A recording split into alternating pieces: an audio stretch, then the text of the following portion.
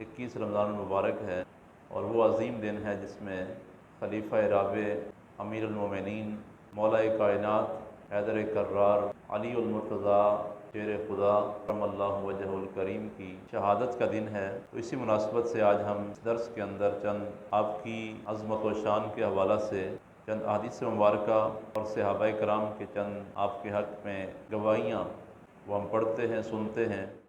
حضرت علی رضی اللہ تعالیٰ عنہ کا مرتبہ، مقام بڑا بلند ہے۔ آج کی اس نشست میں ہم آپ کے علمی مقام کے حوالہ سے چند گزارشات پڑھتے اور سنتے ہیں۔ ویسے تو آپ کی شان کے کئی پہلو ہیں اور کئی روشن کردار ہیں آپ کی زندگی کے، لیکن آپ کی زندگی کے ایک پہلو کے حوالہ سے جو آپ کا علمی مقام ہے، اس حوالہ سے ہم جاننے کی کوشش کرتے ہیں کہ آپ علمی حوالہ سے کس مقام اور مرتبے کے مالک تھے۔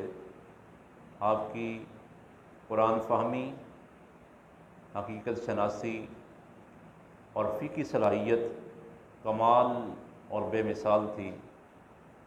اللہ رب العزت نے آپ کو اعلیٰ صلاحیتوں سے نوازا تھا، اور اکابر صحابہ حضرت علی رضی اللہ تعالیٰ عنہ کے علمی مقام اور مرتبے سے آگاہ بھی تھے اور معترف بھی تھے، اور ایسے وقت سے پناہ مانگا کرتے تھے کہ جب کوئی مشکل پیش آئے اور اس کے حل کے لیے علی موجود نہ ہوں۔ سب سے پہلے ہم حضور نبی کریم صلی اللہ علیہ وسلم کی احادیث طیبہ جو آپ کی شان کے حوالہ سے ہیں وہ ہم پڑھتے ہیں، اور آپ کے مقام اور مرتبے سے آگاہی حاصل کرتے ہیں۔ تاریخ الخلفاء کے اندر امام جلال الدین سیوطی رحمۃ اللہ علیہ نے اس بات کو نقل کیا ہے۔ حضرت علی المرتضیٰ شیر خدا رضی اللہ تعالیٰ عنہ کو علم کہاں سے ملا؟ فرماتے ہیں کہ رسول اللہ صلی اللہ علیہ وسلم نے مجھے یمن کی طرف بھیجا قاضی بنا کر، اور میں نے عرض کیا یا رسول اللہ صلی اللہ علیہ وسلم، آپ نے مجھے ان لوگوں کی طرف بھیجا ہے، حالانکہ میں نوعمر ہوں، میری عمر تھوڑی ہے، اور مجھے معلوم نہیں کہ قضا کیا ہوتی ہے، میں فیصلے کیسے کروں گا؟ تو یہ سن کر حضور رحمت کونین صلی اللہ علیہ وسلم نے فرمایا، بلکہ میرے سینے پر ہاتھ مارا، ہاتھ پھیر کر حضور نے فرمایا، اے اللہ اس کے دل کو راہ راست دکھا دے اور اس کی زبان کو ثابت رکھ۔ حضرت علی رضی اللہ تعالیٰ عنہ فرماتے ہیں جب سرکار کا ہاتھ مبارک میرے سینے پر پھرا، بخدا اس کے بعد کبھی دو لوگوں کے درمیان فیصلہ کرنے میں مجھے کوئی شک نہیں ہوا۔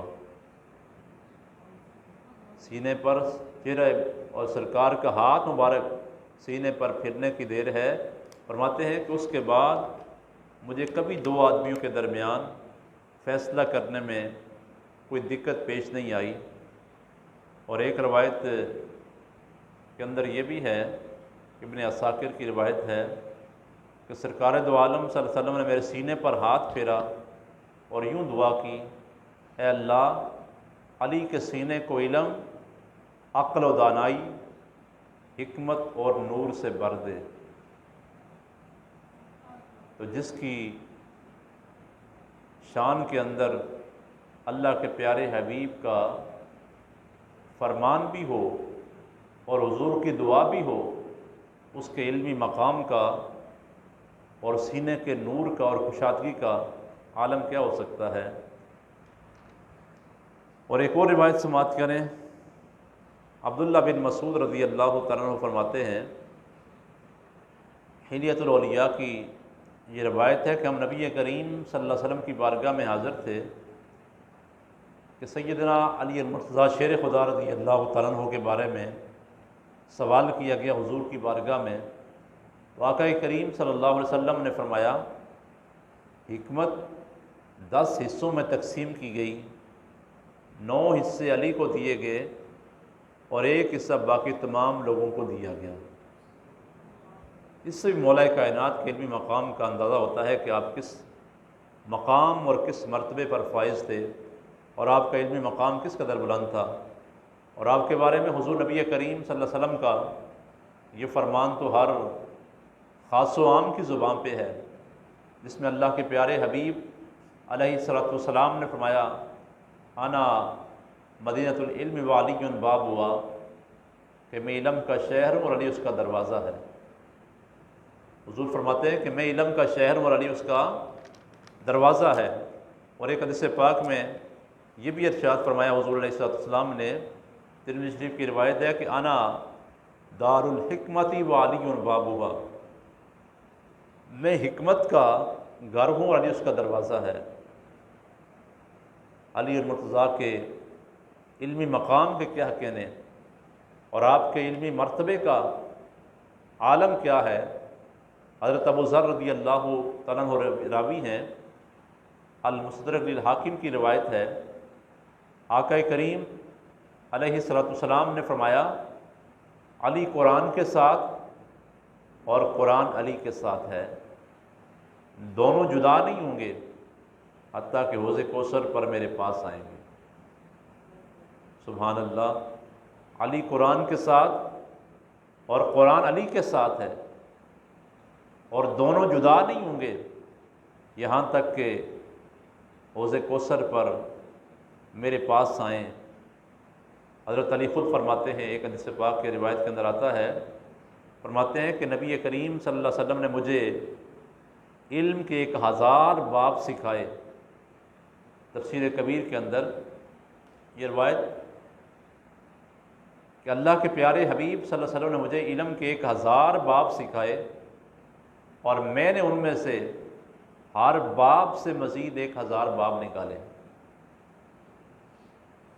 تو یہ آپ کے علمی مقام کا، علمی مرتبے کا اور علمی صلاحیتوں کا اور خدا داد جو آپ کو اللہ کی بارگاہ سے صلاحیتیں عطا فرمائی گئی، ان کا یہ عالم تھا۔ فرماتے ہیں کہ حضور نے مجھے 1000 باب سکھائے علم کے، اور میں نے ان میں سے ہر ایک باب سے مزید 1000 باب نکالے۔ سبحان اللہ۔ اور صحابہ کرام بھی آپ کی عظمت کے معترف تھے اور آپ کے علمی مقام کا اعتراف کرتے تھے، اور صحابہ کرام آپ کی طرف رجوع بھی کیا کرتے تھے۔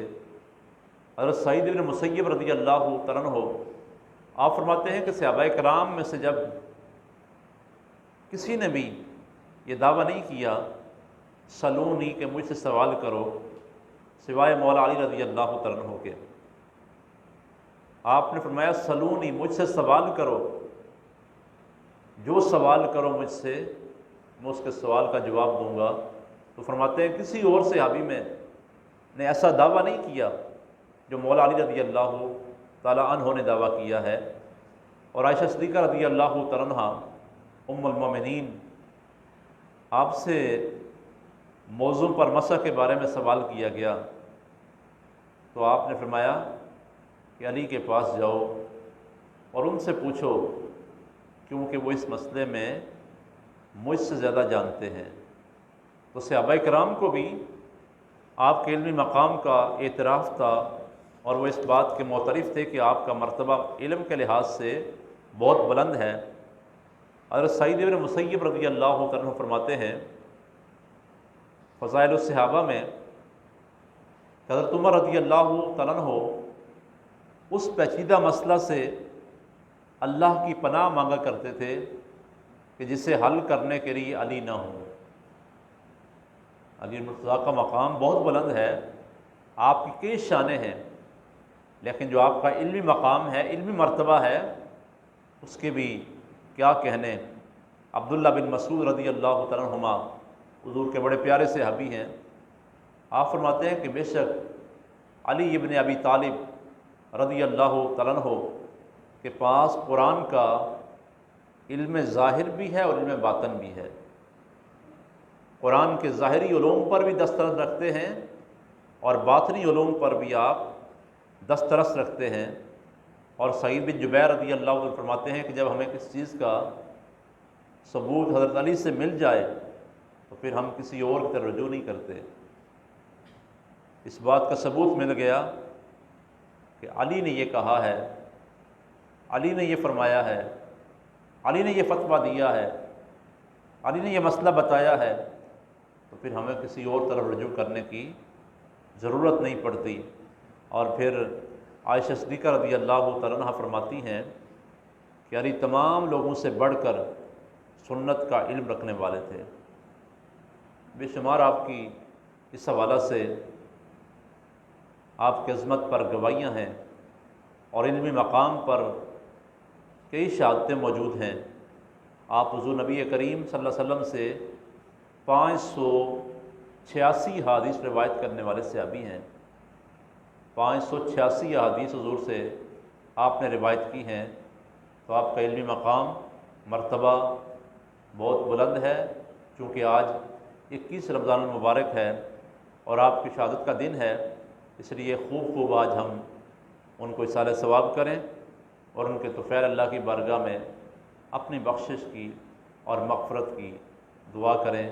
اللہ کریم آپ کی سیرت و کردار پر ہم سب کو عمل کرنے کی توفیق عطا فرمائے اور آپ کی محبت ہمیں نصیب فرمائے اور آپ کی تعلیمات کے مطابق ہمیں زندگیاں گزارنے کی اللہ توفیق عطا فرمائے۔